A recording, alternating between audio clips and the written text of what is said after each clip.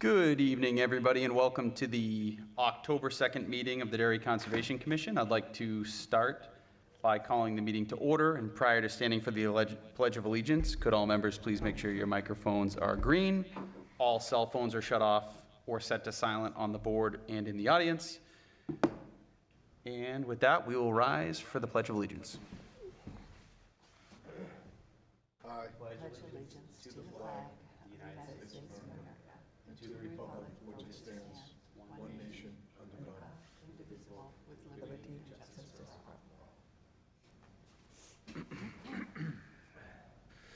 Case of emergency this evening, please do not use the elevator. There are stairs behind us and also an emergency exit up here to the front. If you need assistance, a member of the commission will assist you. I will start with introductions of members this evening. To my left. Hello, Jeannie Cunningham. Eileen Chabot, good evening. Rick Bazanga. Grace Reisdorf. Will Lowenthal, good evening. I'm James Zegan, the chair. Jeannie, will you sit for Bob Boonstra this evening? Yes, I will. That's fantastic, thank you. Okay, I'm going to strike from the record the approval of minutes from 8/21 because they're sitting on my kitchen table. I forgot to grab them with this lovely stack of papers that I have in front of me. With that, we will roll into the chair's correspondence, which we do have quite a bit of. So I'll ask that everybody be patient. I can share these after the fact if need to. Quite the pile this evening. First notice is a reported violation. This is for 57.5 Frost Road, Tax Map 2, Lot 149. Potential disturbance of 100,000 square feet or more of terrain without a proper permit or authorization from DES. This is a notification to that landowner. This is also a notice of violation. This is for an alteration of 100,000 square feet or more of terrain that have impacted wetlands without permits or proper authorization from DES. This is for 58 Drew Road, Derry, Tax Map 7, Lot 84.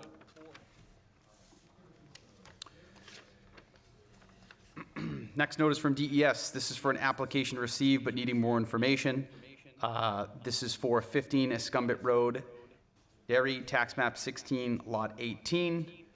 The applicant has a certain amount of time to get back to DES with some additional photos and plans on that. Not concerned. Next notice is for a shoreland permit application that has been received but not fully reviewed.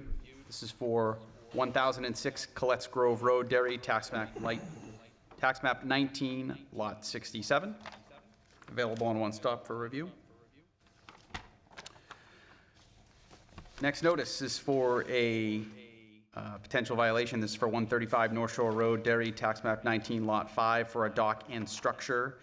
With notice to the landowner to remove the structure by October 19th, 2023, and not reload into the water without proper permit.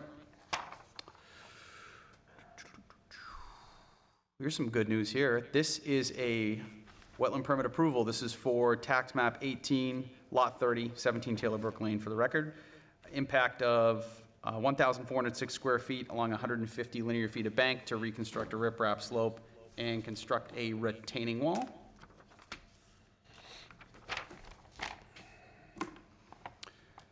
Next notice again from DES. This is an approved permit by notification, shoreland permit by notification. This is for 26 North Shore Road, Derry, Tax Map 5006, or it should be 56-057, Lot 001.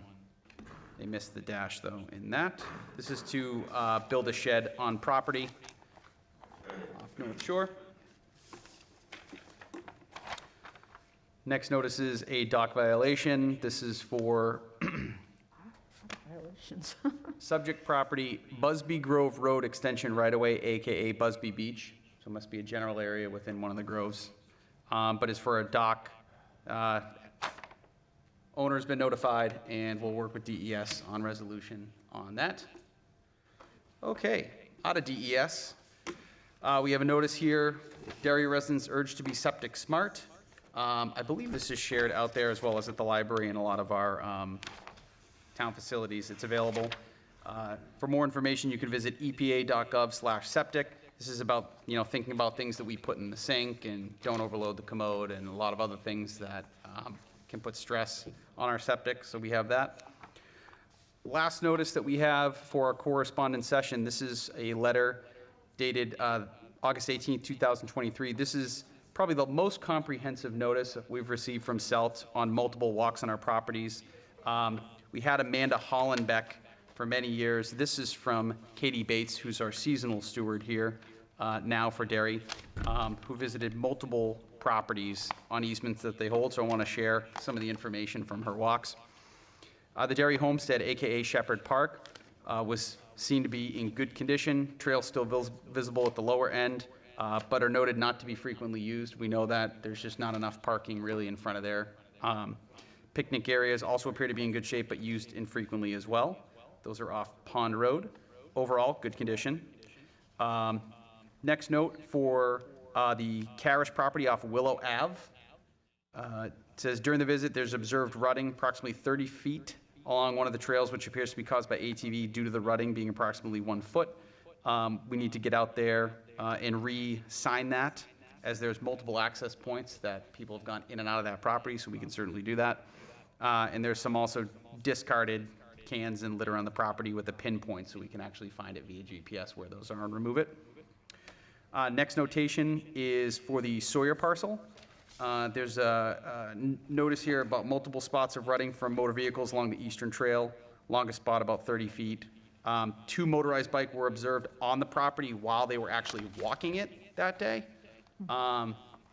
Does not state whether or not the riders were spoken to in this. I'm assuming no.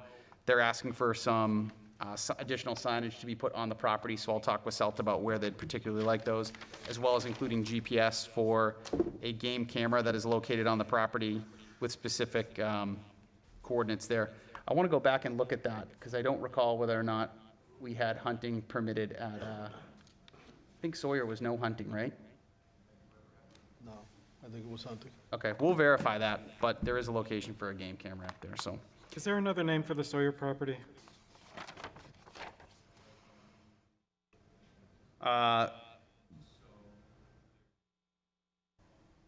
Is it Rudder?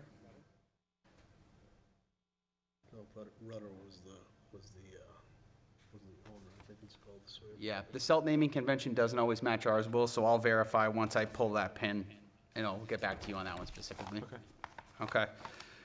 Next notice is on the Doolittle property.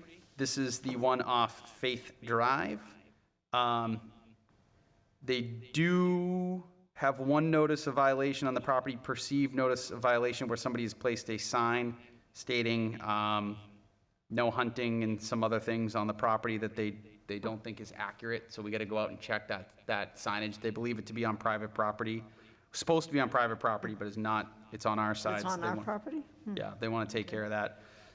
They also observed a compost pile on the property, currently at 5 feet by 3.5 feet, consisting of fruit peels, avocado pits, eggshells. It is being worked. There was fresh peels on top of it when it was walked, so they'd like that to us to take a look at that and speak with the landowner. If, for any reason, we have that conversation and the town opts to give permission for the compost pile to remain on the property, please let them know so that they can keep it going. I think we need to have another discussion on that, because I don't recall that ever being granted, but we'll look into that. Is that at the entrance on, like the entrance at Faith Drive? Is that where the compost They gave a pile is? tax map and lot number for that in the report. I don't want to read that now until we dig into it again, but it's in here. Cornelius and Woods. Cornelius and Woods off Holiday Ave. Certainly under periods of heavy water is tough to traverse. They do note that in here, that the day that they went, because of the size and shape of the pools along the trail, they couldn't determine but believe the underneath the water was due to some type of activity, potentially for motorized vehicles. I've been out there a bunch of times. You have been out there a bunch of times over the years. It's not a property that's abused by There's so many- ATVs. It's just, There's a bunch of logs across the trail, so it's pretty hard to. yeah, I think it's somewhat of a natural condition that's caused that out there, but duly noted from CELT. The trail turns into a river though during the. Yeah. During the. Yeah, it does become a little bit tough to pass over there at certain points of the year. So that's the current report from CELT. Can share that with anybody that wants to read it if they would like to. but we do want to get into business this evening. We have a couple of things. We have a site plan review. This is for 71 Birch Street, tax map 28, lot 002. And adjacent to that parcel, there's also an existing subdivision plan that will be presented tonight. That's on tax map 25, lot 014-001. This is being presented by Nick Loring from Benchmark Engineering. We're going to keep an eye on the screens. Owen, we good with those? Okay. We're going to do, yes, the site plan first. Okay. So we're going to see 71 Birch Street, tax map 28, lot 002. Prior to the presentation, I'll be recusing myself from the board as an abutter in close proximity to the project. Rick will be managing the conversation here forward. I'll be off the board.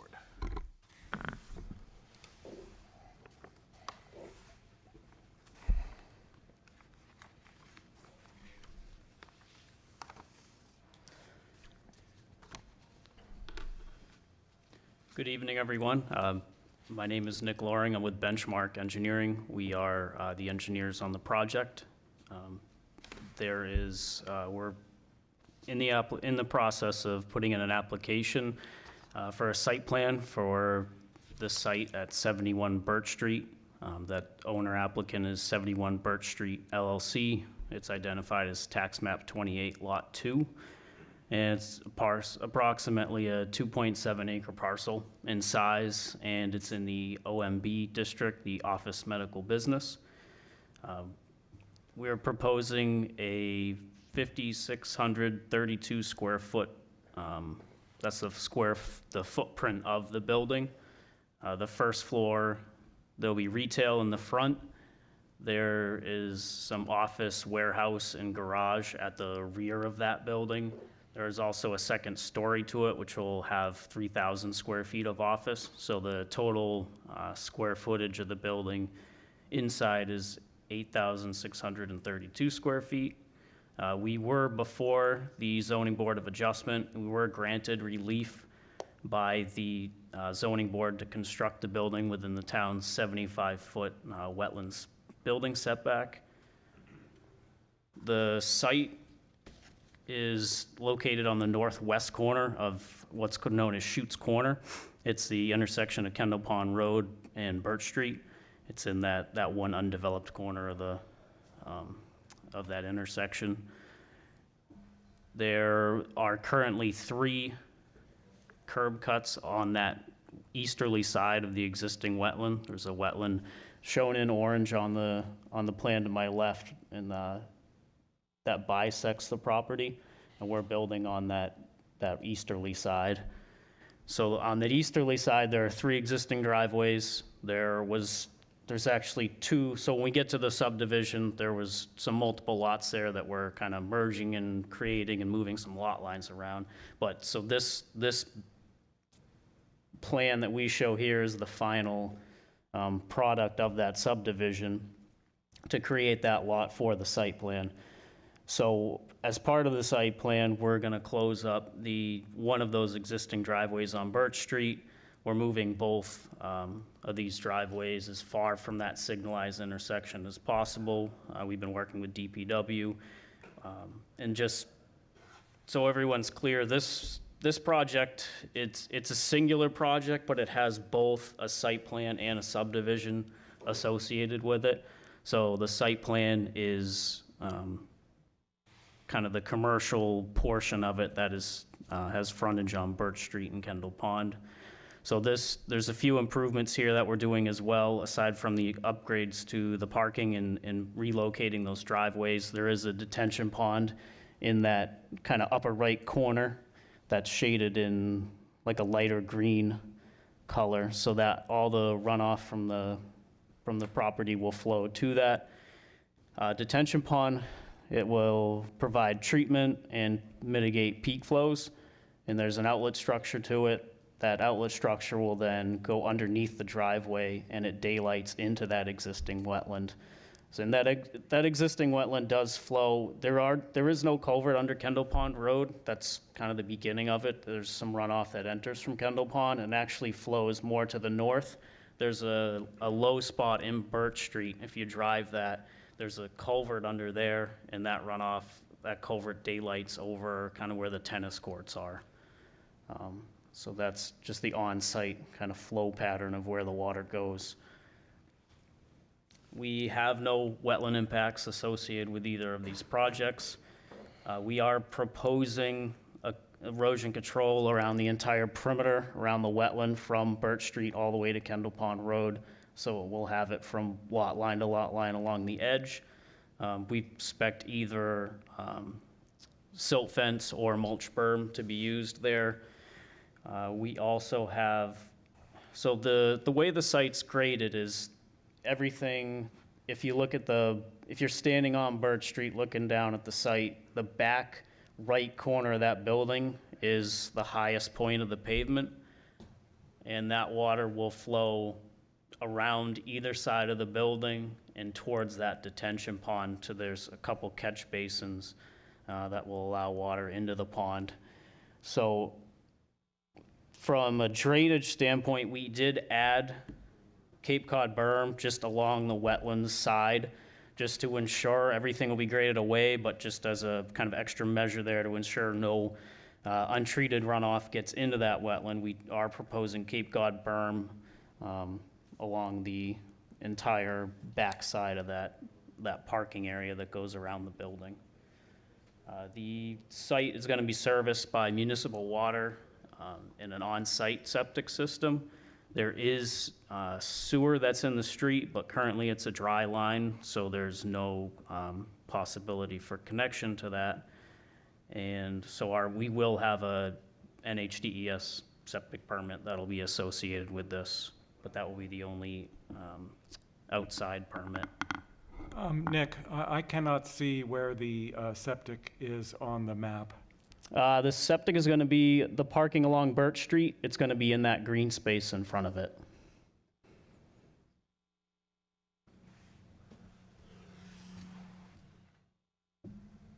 So between Birch Street and the parking strip there. Yeah, there's those 17 spaces along the front. It'll be in that green space. So it's a very small system for what the building uses. It's really just the warehouse and commercial space. It'll be a very small system. It'll have a tank that'll pump up to it. So, and it just puts it as far away from the wetlands as we can.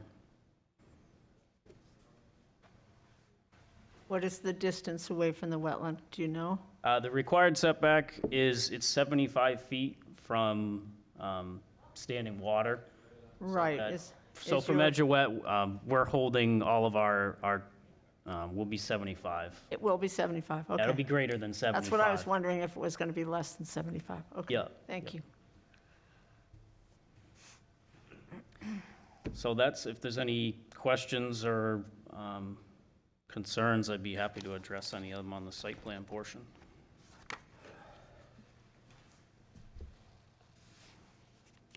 I have a bunch. Anyone else have questions first? Could we be allowed to go and look at the plan? Yeah, Because I'd like to see the colored plan. Yeah, just, if you have questions, do you have a mic? Do you have a mic? For Eileen, she's gonna walk up to the plan. If you have, I'm having trouble seeing it from that distance. so Eileen, if you have a question, Yeah. either the DTV guy's gotta give you a mic, or you gotta come back and ask your question at a mic. While you're looking at that, Eileen, so the tank is, so I'm looking at the plan from here, it's to the left of that detention pond? Is that where it is, that gray area? Is that where you say it is? Yeah, I can go sketch in. It's not shown, that's just the site plan, but I can sketch in where the tank. Is it on that plan, though, that Eileen's looking at? No. Oh, it's not, okay.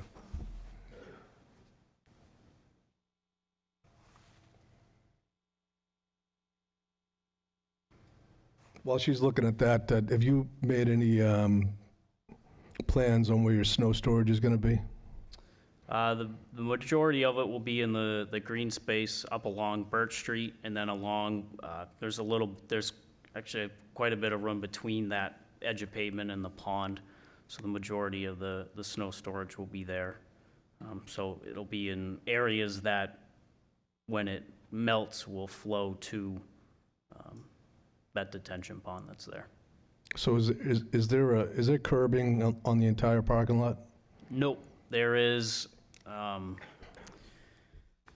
there's curbing just on the back, because the parking lot pitches towards the pond. So really, there's curbing on the inside, the walkway around the building. There's gonna be vertical curbing there, either granite or poured-in-place concrete. But around, there's Cape Cod berm that's proposed around, I'd say, the wetland side of that. When you say the back, you Proposed mean the part on Birch Street, or the back is the part near the wetland? Yeah, here, I can just sketch it real quick on that. It's shown on that plan. I can just highlight it if you want Okay. to see where that curbing. So there's no curbing though? Is there catch basins in the parking lot somewhere? Yes. There is? Yep. Okay. Yep. Where are the catch basins going to drain to? The two catch basins drain into the detention pond, and then the detention pond has an outlet structure. It's a raised concrete structure with a flat overflow weir on the top, and there's a weir cast into it to control the peak rates of runoff. So that structure will daylight underneath the driveway through a culvert into the wetland. And the- Will it- So that's, after it's gone through the treatment process in the detention pond, then it leaves and flows. Yeah, I was just going to ask, will it be treated before it gets drained into the wetland? So are the catch basins on that plan? They're not on this one here. They are on the plans that, Why don't we start making a list of stuff we want to see on the plan next time you're here? yeah, so this, I just colored up the basic site plan here to show that, but there's 12 sheets to the site plan, so we do have a full grading and utilities plan that Okay. show all that information. So we're gonna schedule a site walk, and then you're gonna come back. Yep, So when you come back, we're gonna compile a list of things that we're gonna want to see on the plan. okay. I've taken some notes, and I'm sure some of my colleagues have some ideas. But one of the things about snow storage that we kind of make a point of is we want to make sure that snow melt is treated. So we want it to end up in the catch basins and then end up in the detention pond. So it goes through the entire treatment. Snow gets a lot of crap in it, and so what we don't want is just a pile of snow next to the detention pond. Yep, So the snow melts and everything ends up in the detention pond. So we prefer it in a curbed area. okay. You talked about either silt fence or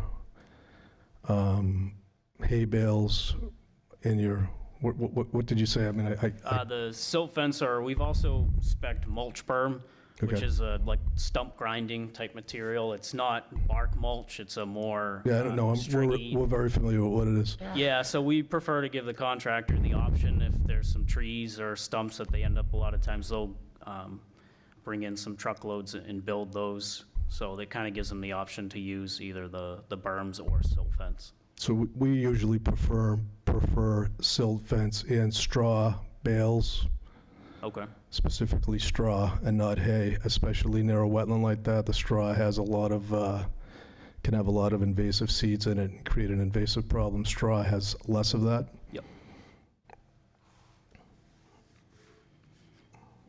So you got snow storage on the plan. We would prefer to see straw bales and silt fence, especially on the part closest to the wetland. okay. And then have any of my colleagues seen the length and size of that HDPE pipe that's outflowing out of the I didn't see it. 54 feet, 12 inches, I think it is? No, It's on there. is it? Yeah. Am I reading that right? 54 inch, 12 inches? It's 54 feet? It's a 54 feet long, and it's I did increase, I have been fighting a little bit with the cover over that, but I was able to increase it up to a 15-inch size pipe. But really, all that pipe does, the outlet structure controls how much water leaves that pond. So it's a round concrete outlet structure, and it's got a weir that's cast in the side of it. So as water increases and fills up in the pond, then it starts to fill over the weir. So that controls the peak rates, and there's also an overflow, a flat grate on the top that's 4 feet in diameter. That's kind of set into the top of the What structure. about the height of the overflow? Like, at which point, it's going to drain on the weir? What's the height of that? It depends on which storm event. So we size it for multiple storm events. So Right. there's kind of two things that we look at for sizing that pond.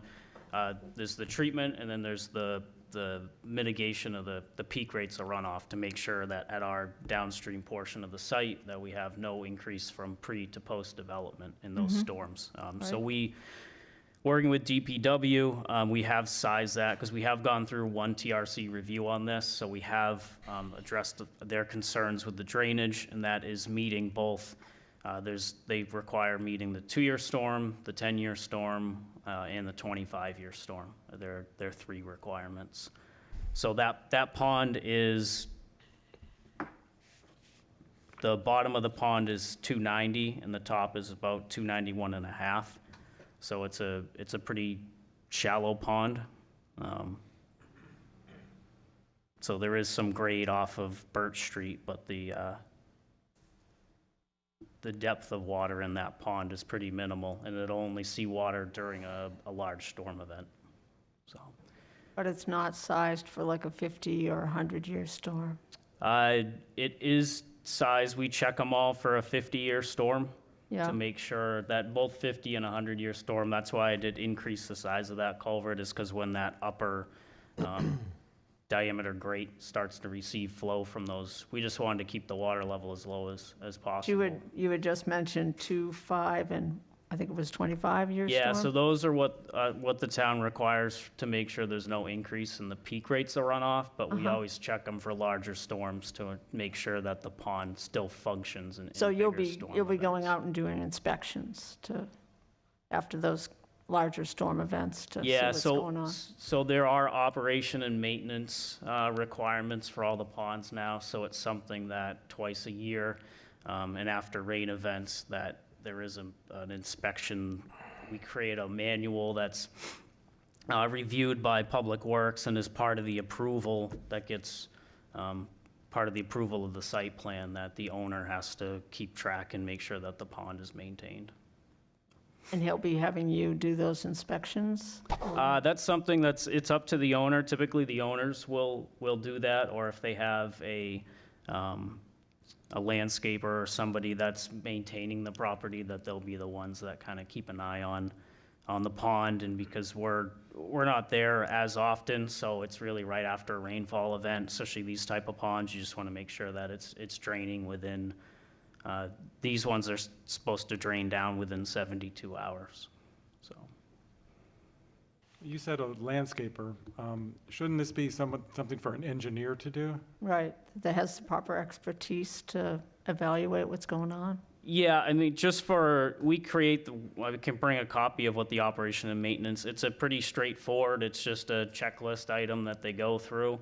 And if they have issues, then we have notes on there to contact us. But we set them up, and they're specifically designed for, if you do subdivisions or site plans, it's always homeowner associations, or it's tried to gear more towards having the owners and the people that are there day in and day out become familiar with their stormwater. It's really to familiarize, one of the points of it is to familiarize Right. the people that are there. That's a good practice. I think that's a good management practice. But is there something in there that should a serious condition exist? You say your name and telephone number's in there, but Yep. what is there a requirement in there that compels the owner to contact you to look into the situation, or no?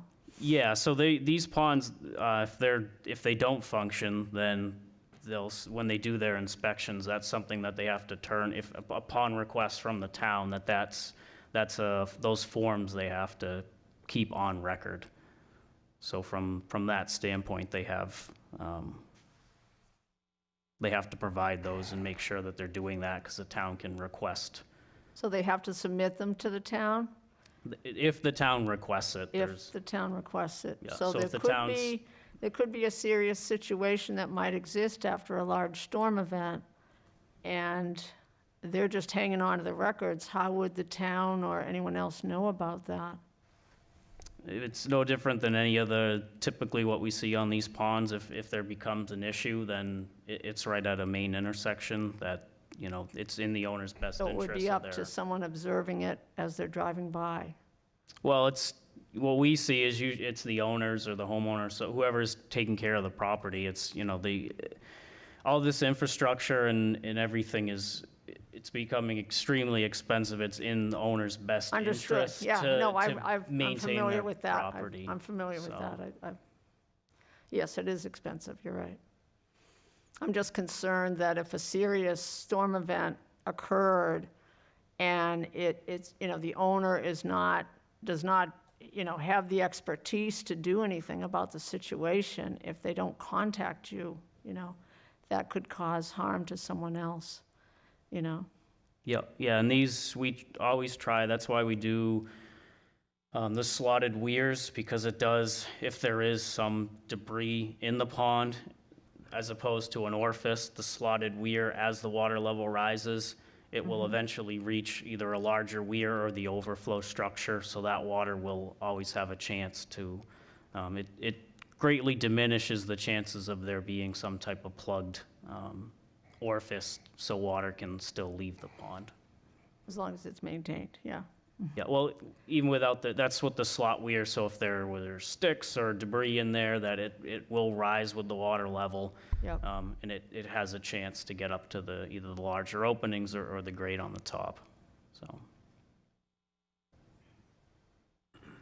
So you're gonna fix the plan where it says that it's a 12-inch pipe? Yeah, I think that's something you just updated recently, so I had been doing some of the drainage modifications as part of the TRC process, so that pipe will be a 15-inch, yes. And the 15 inches as big as you can put in?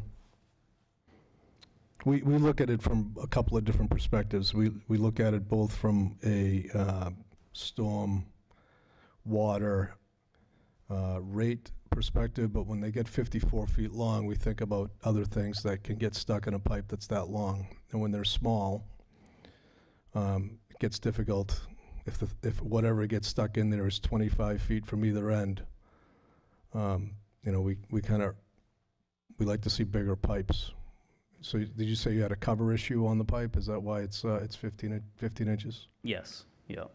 Yeah, and it's checking it in a larger storm events. There's really the amount of area that flows to this pond, it's just this building and parking area, so it's more than adequate to handle that. Yeah, I don't doubt it is. I think the applicant has a question. You have to come to the mic if you have a question, though. Or if you want to make a statement. I'm trying to stay away from everybody. Just state your name, please. David Benedict. So, I just wanted to emphasize something. I understand all you guys' concerns, girls, concerns about this water being treated and running in there. Yep. What about all the water that's dumping in there off of Kendall Pond Road? I am constantly taking garbage out of that pond.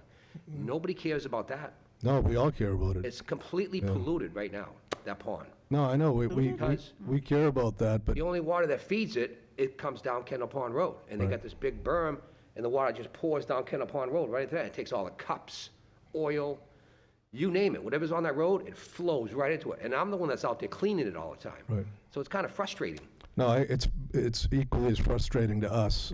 But there's really nothing that you guys can do to stop that. Because if that water doesn't go from Kendall Pond Road into there, where's it gonna go? Yeah, so we can't stop anything that's already there because Correct. That's an we weren't existing around. condition. Yeah, we weren't around when they put Kendall Pond Road in.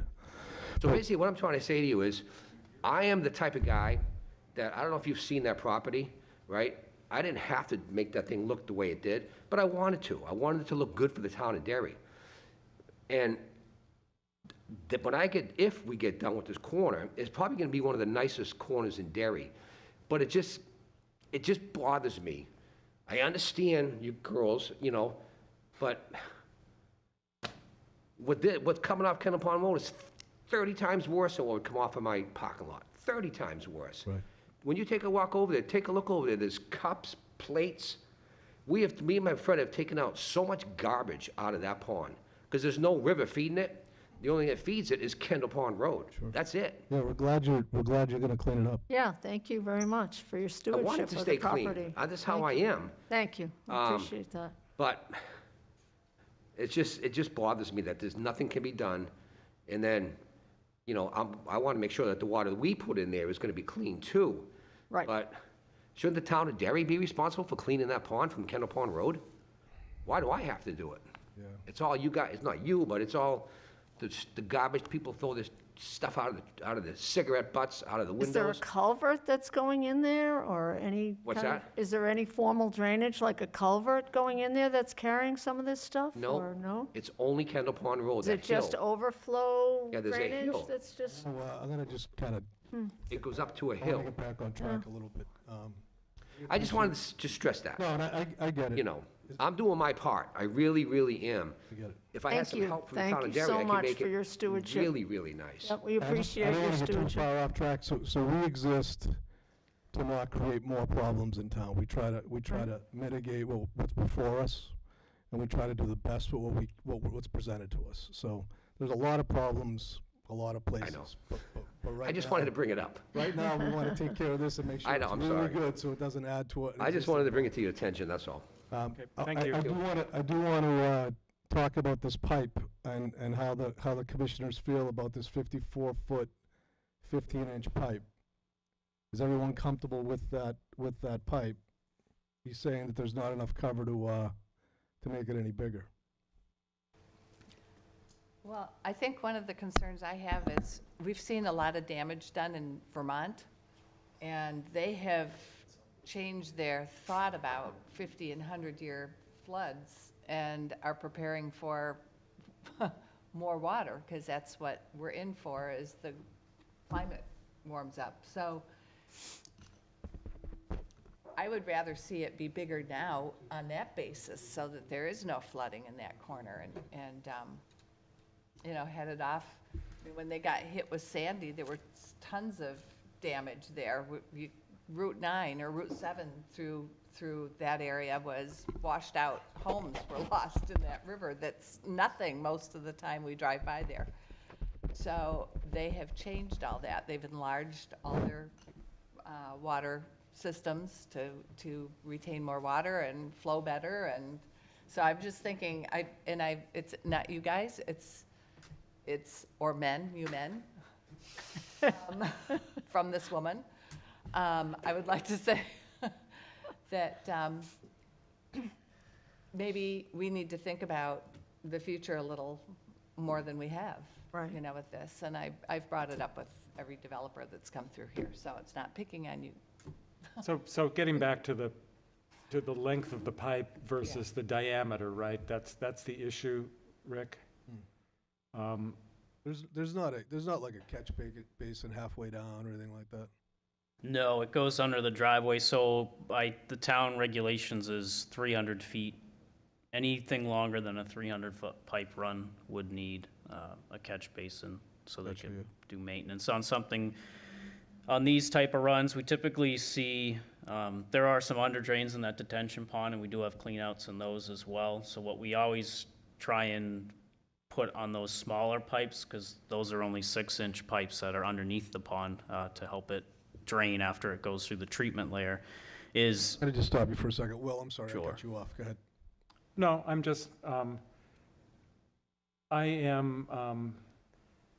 I would truly like to see a larger diameter, but if the physical layout prohibits that, then I think it's just something we have to accept for now. Has the town engineer blessed off on it and evaluated it? yep, yeah, so as part of the TRC process, Public Works, and Mark Mark's LaRue said reviewed it was good?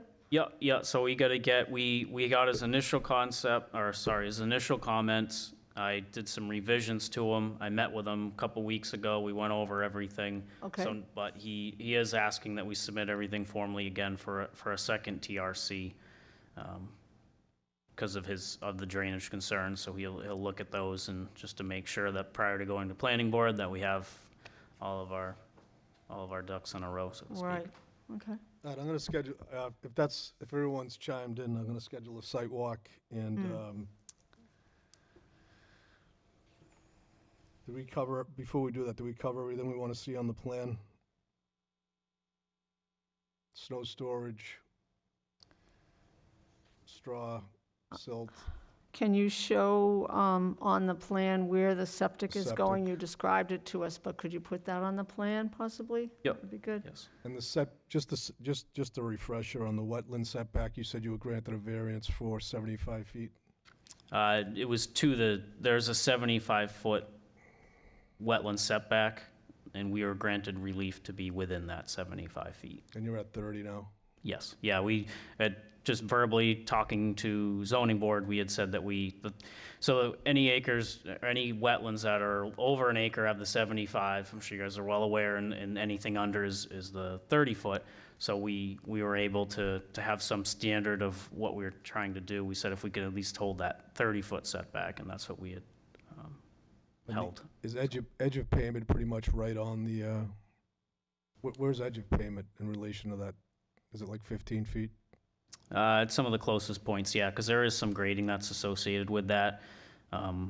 Is that wetland flagged right now? When we go there, are we gonna be able to see it? I don't know if all the flags are there, because it was something that was done last fall, but Can you make sure there's a flag on that very close part of it where the building is right up against the 30-foot setback? Can you get a flag in there for us? yeah, so to expand on that, there are some specific, like where we do have a couple retaining walls that are close, and we do have some very specific language for the construction of that. And that's that the surveyor, we have to go out and stake that wetland line. Then they'll put in the silt fence, and then they build the wall behind it, just to ensure that everyone knows where the wetland is prior to the start of construction. So when's that staking happening? So the stakes, they get knocked over, they fall out. That's something prior to the start of construction that we would go back. So are there any stakes there right now? They tie the pink wetland flags on the trees. Yeah, edge of wetland, but it's marked though. They'll be putting in the silt controls Are they in before? still, or you're there a lot, or? Very few flags. Okay. Cut all the trees down, they took them all. But will the silt fence be in before the construction begins? So that way we know that the wetland is protected? Yep, Okay, yeah. great, Absolutely. okay. What did you mean you've cut trees? That was a wooded lot, if you remember. So it was, the wetlands were flagged and then it was logged? I had permission from Bob Mackey to do it, so I'm just trying to get ahead of the game, because it's taken so long. I mean, it's been a year now. So can we get a flag on I'm looking at the plan, on the lower right-hand corner of that building to show us where the corner of the building is? And then a corresponding flag at the wetland from that corner? Because that's the only place I see encroachment. Do you guys agree with that? Yeah, sounds good. Yeah, that's where the variance was awarded, right, for that corner. So let's get a flag on the corner of the building, and let's get a flag on the edge of that wetland, so when we walk it, we can see what we're looking at. Okay. Is that agreeable to everybody? Yep. All right, so I don't do walks on Saturdays, and I have to walk this one, so we can do it early in the morning, or we can do it on a Monday. What's the, how is your availability? I'm open to whenever the commission wants to do the Anyone else get up sidewalk. early? I know Will does. Yeah, earlier is better. Early on a Saturday, you mean? No, not on a Saturday. No, when? During the, and how are people available during the week, early in the morning? How early are we talking? Like eight, like eight, Not this week, no. not this week? Not this week.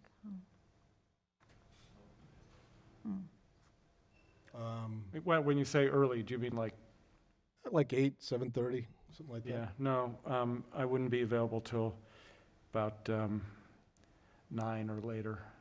Okay. What are you smiling at? Oh, why 9 or later? Why isn't 8 o'clock a good time? I have classes I take in the morning. Oh, okay, okay, Not that I sleep in, okay. far from it. Just wondering. How are people next, I'm available all day next Monday. Uh-huh. How's next Monday for everybody? Yeah, that's good. I think next Monday might work, yeah. Yeah, so don't we schedule it for Monday, say afternoon? In the afternoon? Yeah, What time do you wrap up, Eileen? I just have to look at my calendar. I've got different things on my calendar. So I don't know. How's like end of the day on Monday? Is that good? That's good, yep. Dave, is that good for you, end of yeah, all right, good, so let's say, it gets dark at 6, so you wanna do like what? Gets dark at 6:30 probably? Can we do 3 or How 3:30 or about 4, something? wanna do 4? How about 4? 4's all right. Yeah, 4 o'clock Monday? Yep. And we're gonna meet right at, Where are we going to park? I guess that's a pull in there? concern I have. Big parking spot, right? Huh? There's a big parking spot right on Kendall Pond Road, where the police park all the time. It's Oh, a really that's big true. park. There's enough space for all of us? Yeah. Okay. Right. All right. so we'll do that, and then after that meeting, you'll come back with that stuff on the plan, and then we'll, yeah. Can you also put the drainage pipe to the wetland shown on the plan too? Yeah, so this colored plan here there's 12 sheets, like I said, so there are specific, Is there a sheet that shows it? there Okay. is, yeah. All right. and That's all I'm looking for. Thank you. All right, anything else on this? On this, we have another one by the same applicant. And do you have a sheet in there that shows where the silt controls are going to go? Yep. Excellent. Okay, great. Thanks. Just trying to make sure we button up everything there. Thank you. Anything else? All right, so we'll consider this one wrapped up. You want to start on the next one? Sure. Nobody mentioned the landmark that I spent a lot of time cleaning up on that rock. A landmark? Show it to us at the site walk, Dave. Yeah. I got lights on it, flags, Good. because I'm a veteran, so I'm really into it. Oh, that's excellent. That's Yeah, great. so there's a historical piece of rock here with a big brass plaque, Uh-huh. and it's been sitting for years, you couldn't see it, you couldn't read it. I spent hours. Dave, you can't talk from the, I'm sorry, but you just can't talk from there because the people at home can't hear you. So you preserved it. That's Yeah. great. I preserved it. And it's That's on the, wonderful. It's actually on the map too, that's staying. Awesome. We're gonna look at it. We're gonna look at this Yeah. nice rock that Dave. Thank you so much for up doing us when we that. get there. Appreciate Yeah. it. It's right on the corner, All right, let's right? get started on the next one. Yeah, Yeah, yeah, let's go, let's nice. go. Really did it See, I nice, guess. really nice. The whole corner looks better. I mean, The whole corner's gonna be Way like better. nice corner of Derry. If you guys had left the girls, guys. Nick, pretend you weren't here. Start again, okay? That's great. Okay. Right, for the record, my name is Nick Loring. I'm with Benchmark Engineering. We're the engineers on the project. So this next application is it's a subdivision application that'll go before planning board as well. This has two owners and applicants. It's 71 Birch Street LLC, and there's also the Clegg family, which is the residential lot abutting this project on Kendall Pond Road. It's number 3 Kendall Pond Road. So there's 3 lots associated with this subdivision. It's tax map 28 lots 1 and 2, which are owned by 71 Birch Street LLC, and there's also map 25 lot 14-1, which is the 3 Kendall Pond Road property, and that is owned by the Clegg family. So the total area of the 3 lots is about 4.6 acres. All 3 lots are in, again, in that OMB, the office medical business zone. The existing improvements, so the number 3 Kendall Pond Road has an existing single-family home on it.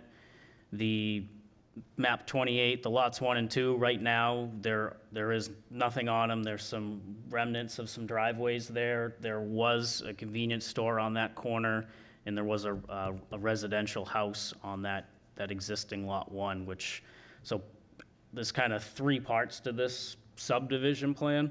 The first part is to voluntarily merge the existing lots 1 and 2 that are owned by 71 Birch Street.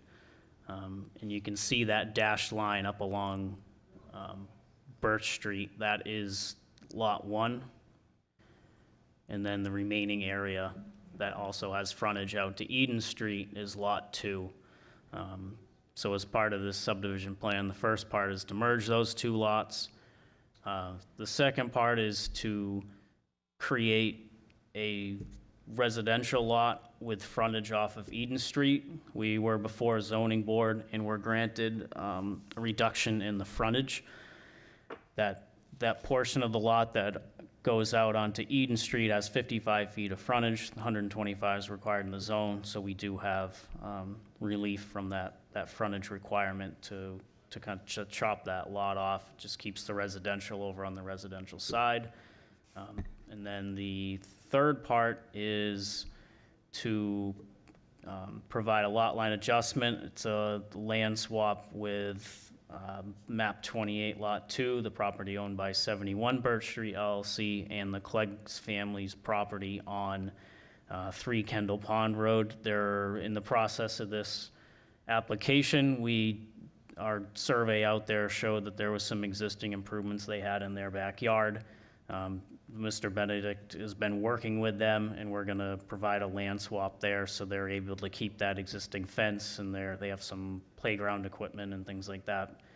So they're going to be able to keep that land, so we're swapping some areas. That is the dark green, couple little triangles and areas over there. So the part at the bottom of the page, that's what will be given to the 3 Kendall Pond Road lot, and then the area closer to the wetland is what will be given to, it'll go from 3 Kendall Excuse Pond me a Road. second.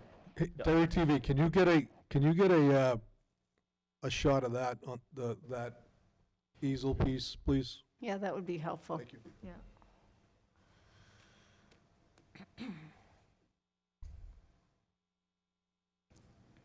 So the dark green in the lower right-hand corner is basically being given to that homeowner to clean up his lot lines and existing structures, right? Is that what you're doing? Yes, that's correct. So from the commission's perspective on this plan, we are acting in our capacity to approve subdivisions. So from this, we're gonna walk it anyway, so we can hold this approval and vote for the next meeting. But that's basically our purview in this, in our protocol on this plan. Thank you. Go ahead, continue. So permits that we're going to be requesting, there's, as part of this, there'll be an NHDES subdivision approval. The residential lot with frontage on Eden Street is going to be on on a private well and a private septic system. Both of those are shown on that plan. So just the availability of the water and sewer services there, they were very long runs. We discussed this with Public Works, so they've seen this, and through the TRC process, there's very few comments on that. But the driveway's over 150 feet, so from fire standpoint, we were providing a turnaround. That was the one other thing with that lot, but other than that, it's pretty straightforward. Just a single-family residential, the creation of that lot. So, and there's not a lot of room to move that lot, so I would, the fire turnaround has to stay where it is. So I don't expect the driveway to change much from what's actually built, and both the house and the wetland the house and the septic system are all outside of that 75-foot wetland setback. Thanks, Nick. Any questions on this from the commissioners? So we'll bring this up for a vote. Maybe we can do, well, how do people feel about needing to even look at that property? Well, could we look at it when we look at the other Yeah, one? I'd Yeah, like to. that's why I'm asking. See a problem with You that? feel like we If we're want to there, take a yeah. peek at it? Yep. So maybe if we wrap up the other one early, we can just drive over there, look at where, at least look at the entrance. Can we pull onto that property? Can we pull on where that driveway is or no? Is there any You can parking? go up Eden Street, but Is there any there's- parking on Eden Street, or is it real narrow? yeah, it's real narrow. It's like a Oh. 16-foot, it's a pretty narrow road. There's a little area to turn around at the back. Would we but- be at, once we're at the other property, you're can we at- just walk? Yep, and yeah, it's maybe probably go the see it? easiest We way. could walk through that Easily one. walk? No? Yep. We can't? There, you can go out on the Kendall You say Pond, and no. there's an Okay. existing driveway that, So you can walk if you're brave. If you what? If you're brave, it's, Swim, bring some right, Dave? boots. Oh, okay. It's really. It's very wet? It's wet and there's trees that are down that are this big, you gotta climb over. I mean, Oh, it's really. it's cumbersome then. We can't Okay. pull on the shoulder on Eden Street and just look at the front of it? It's just dangerous to walk down there, it really is. No, I believe you. Walk on the sidewalk and go up Eden Street. Someone. On the there's a sidewalk? Someone in the peanut gallery is making a suggestion. yeah, the best place for everyone to park is still at that Kendall Pond, and we can, All right, so we'll put walk eye- one we'll way or put the eyes other. on it. We'll do it at the same site walk, Yeah. and we'll bring it We up can, at the same meeting. we can walk the sidewalk. That sounds I could good. talk to, the guy with the car lot, he probably would let you park there. He doesn't have any, Okay, yeah. He You would- wanna- he would have no Dave, you problem. want to set that up? Can you I set can, that up for yeah. us? Yeah, okay, so let's set that up. So we can, because we can walk straight back from there, right? yeah, because from there, you just walk straight up. Yeah, so if you could set that up with him, that would be great. But you just bring like some hiking boots or something. 'cause Yeah, it's- yeah, We do- okay. we do It's use a lot. rough. It's Okay. very rough. All right. All right, so this one we have to sign. So as part of the TRC process, Conservation Commission has to sign both of them. Okay, all right, so we're going to bring both those up at the next meeting. Okay. Get all that stuff that we talked about on the plan, so we can wrap up both of them that meeting. Okay. Anything else from the commissioners? No? Thanks, I'd like to thank the applicants. I just bring up one Go thing. ahead, Dave, yeah. I don't think he's aware of it, but when I bought this land, there was a lot of restrictions on it through the ExxonMobil, a lot of restrictions. And I finally got them all lifted, except for one. There's no wells allowed on that property. Huh. No water wells. Really? That's the only restriction they would not take off. Wow. So What do you how got, do you got town water? how do you build? Yeah, we're gonna run the town water right Yeah, now. that's fine. Oh, okay, You're all better right. off.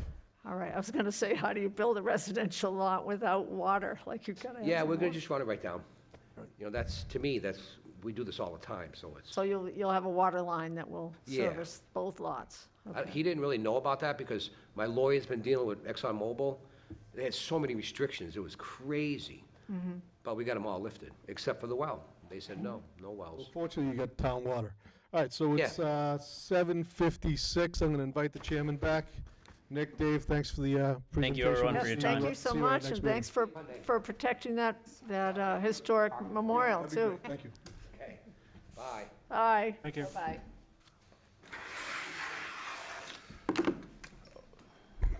Okay, chair's back. We're going to go into other business. So a couple of things that we want to go over. One, we've had some communication with the Boy Scouts the last couple of weeks. Off cycle from the meeting, granted them to get some time out at Broadview this weekend, so they were out in the camping pit area, not overnight, just out. We had plenty of rain, so I was not concerned. Couple of conversations with the Scoutmaster, one of the Scoutmasters for 405. One of the Scoutmasters also participates in the flag retirement ceremony through the Derry VFW, and there has been concern about some of those retirement ceremonies in the sumac around the pit. We did do some work to cut some of that back last year. They're open to maybe getting the Scouts to cut back a little bit more and/or, helping in the front just to move it. So I said if they're really interested in that, we would want to have a conversation and probably flag the sumac, but they're open to helping us clear that front entrance a little bit, so we'll have to continue that conversation with the Boy Scouts. Second conversation that was had, and we'll need to get back with them on this as well, but there was a question about a former Eagle Scout project that was done at the Broadview Garden with the thought that they would put kind of a loader in there at some point and rotate large amounts of compost. There's some big wooden bins. They've never really come to fruition as something that's, been realistic to use those for without equipment on site. We've long thought about maybe decommissioning that project. Conversation was basically if the town, once they take over the project, if there's something that's deemed no longer usable, serviceable, desirable, safety hazard, things like that, it's up to the town to decide what they want to do with said project.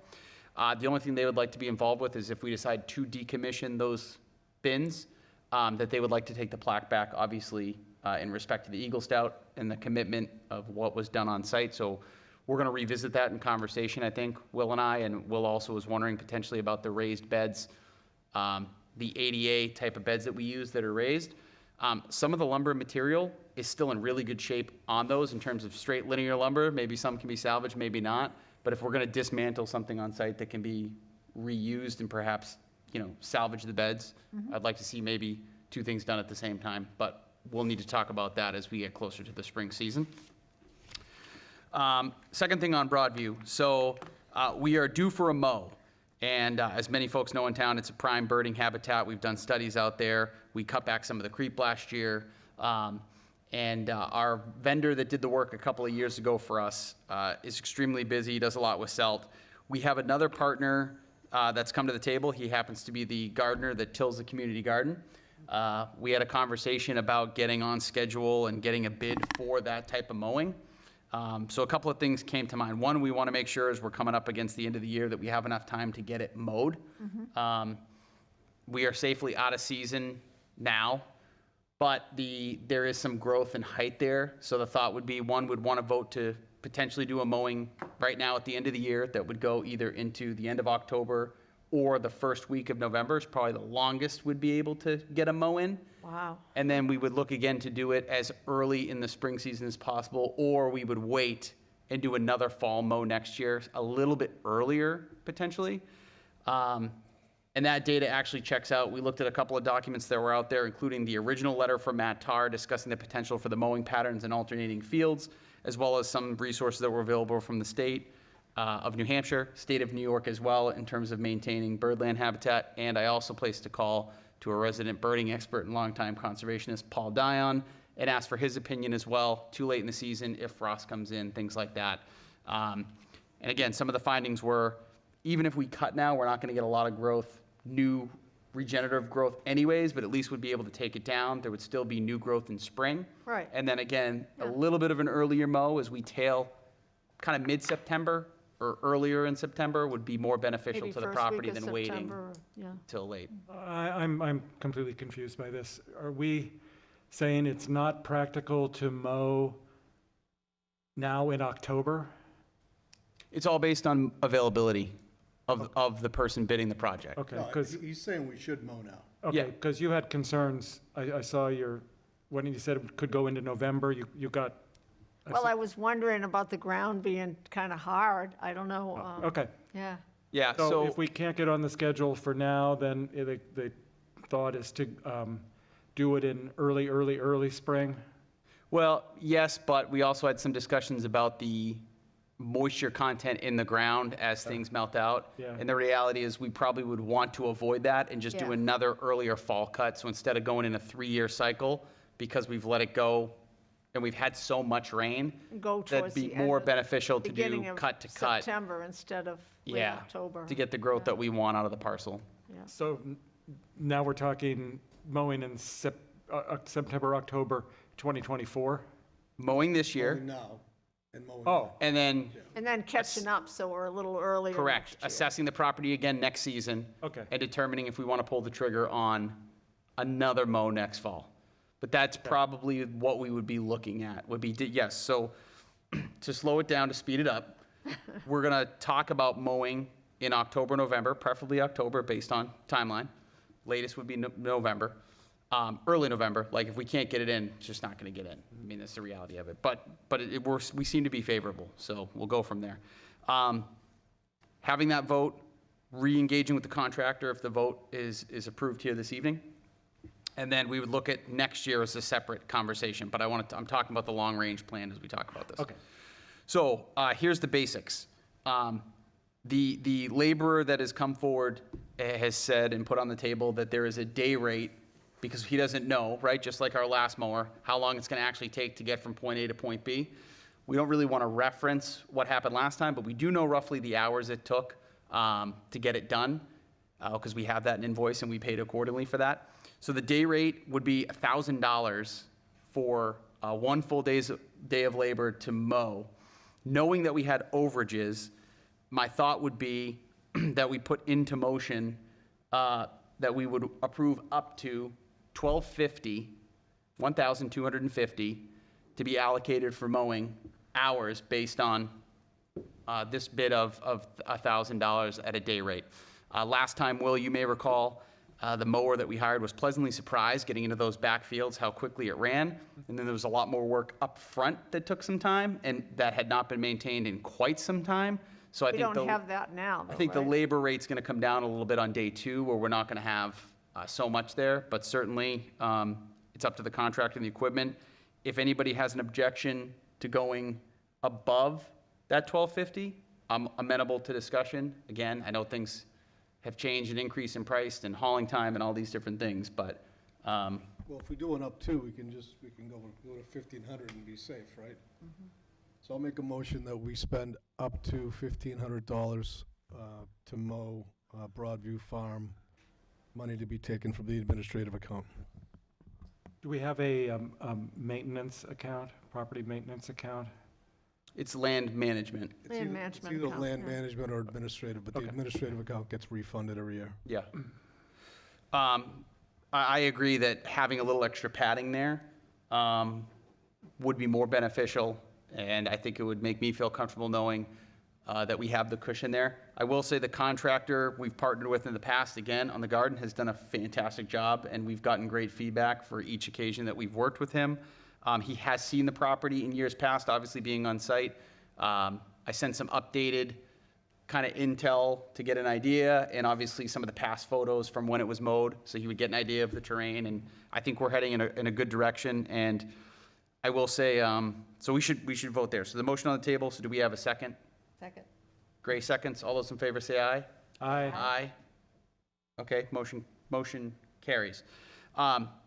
I do think if we work out with this particular contractor, Mr. Duarte, who's his own entity, that's who he is, that's who we get invoiced by, and he's covered. I think when we talk about managing and having a management plan, I think it's gonna start and end with somebody who's consistently on the property, so he can always advise when he's there tilling the garden at the tail end of spring, that we kind of have that conversation constantly flowing.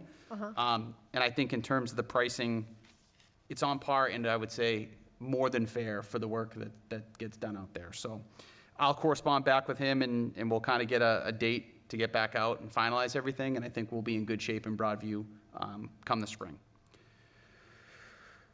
Other than that, anything else anybody else would like to bring up I this was evening? driving by Weber Forest today, and I noticed I didn't like stop there to really look at what the vine was, but there's vines growing all over the signs such that you almost can't read the sign anymore.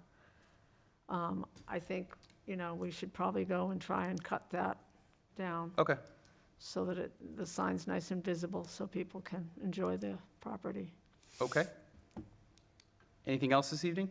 Also, the NHACC meeting is coming up. Has everyone gotten an email about that, about signing up? Are we okay with signing up and Yep. then getting reimbursed? Oh, absolutely. Okay. Just bring an invoice and we'll make sure anybody that goes gets reimbursed. Does anybody know what the dues are offhand? Just, I forget now. I looked at it, Okay. but I don't have it off the top of my head. okay. Why don't we do that at the next meeting on the follow-up? We'll make sure that we put that into motion so But everybody's we can covered. sign up now, right? Yep. Okay. Anything else this evening? Motion to adjourn? We have a second? Gray seconds, all those in favor? Aye. Aye. Okay, good evening.